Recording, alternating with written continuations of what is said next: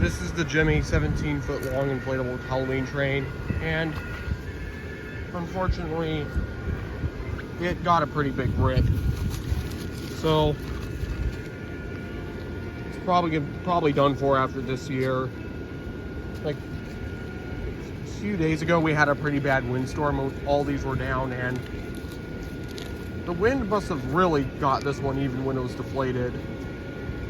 Like, even though it was deflated, it still got this bad rip. And I said at the front in the video that it was starting to get some thinning in the front there. And even when I lightly tug this, watch. Sometimes, watch.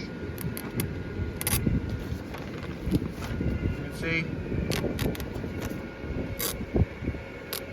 that was just a light tug, and it still was ripping.